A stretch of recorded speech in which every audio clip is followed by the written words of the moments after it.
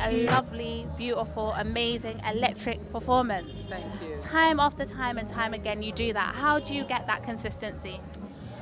I think it comes from the love I have for what I do. You know, when I walk out on stage, it's like there's something that goes on with me and the audience in terms of my energy, and I think it comes out.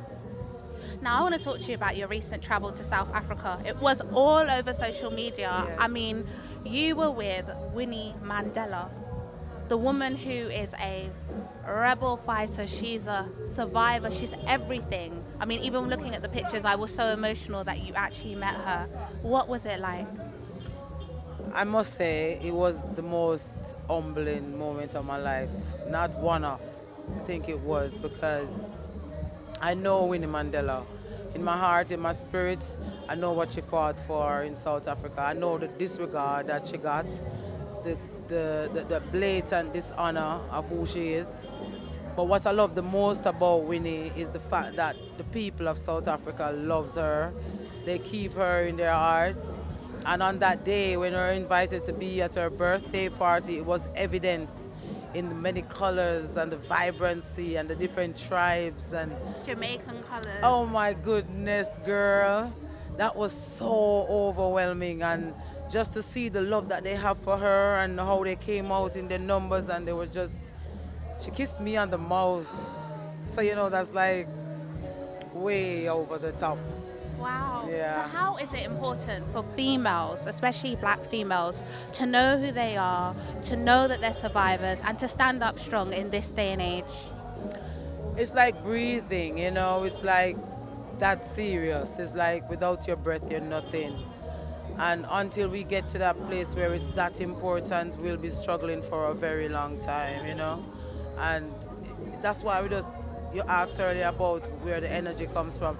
It's from understanding stuff like that. It's from understanding that we do have an obligation as people to be there for each other and to strengthen each other when we can't be there for ourselves.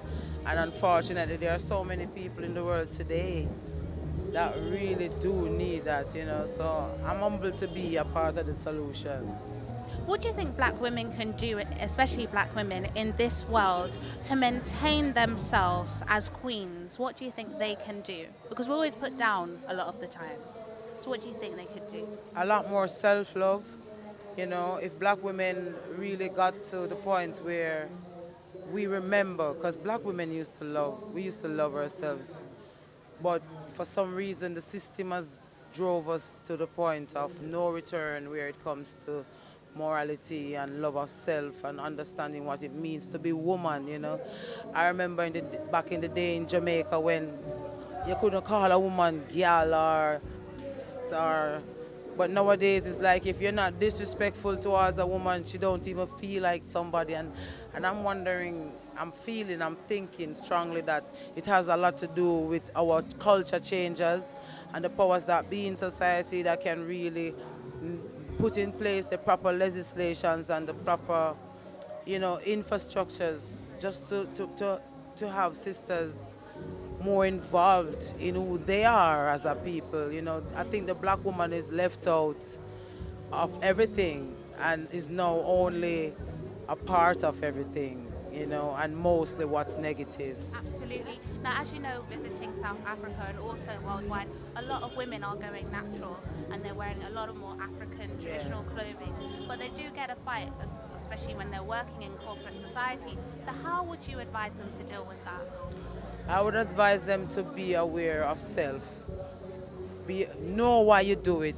Don't do it because it's something you see happening and you want to be a part of it. But truly identify with who you are as an individual, because then others will identify with you and be sure about the fact that what it means to you to be the person you are when you step into that space, when you wear your Africanness, you wear it with that authority that no one can question. And if they do question, it would be in vain because you'll have so many to defend it and to say, what, you don't see what's happening there? So it's about being confident while you are at it, you know? Now, we know you had a prominent song called Daddy Don't Touch Me There, and you performed it tonight beautifully. As we know and we're aware, there's so many things happening all over the world, but especially in Jamaica. Do you think Jamaica's moved forward in relation to dealing with those issues? Not as much as we should. I mean, we have a very powerful people in the form of about 3 point something million. But at the same time, it is down to our governments to make the necessary legislations to help with what's happening. We see the problems get a lot of support, but the solution is not there for those who are affected by a lot of the things that society give the power to. And Jamaica is one of those countries that is suffering from that right now.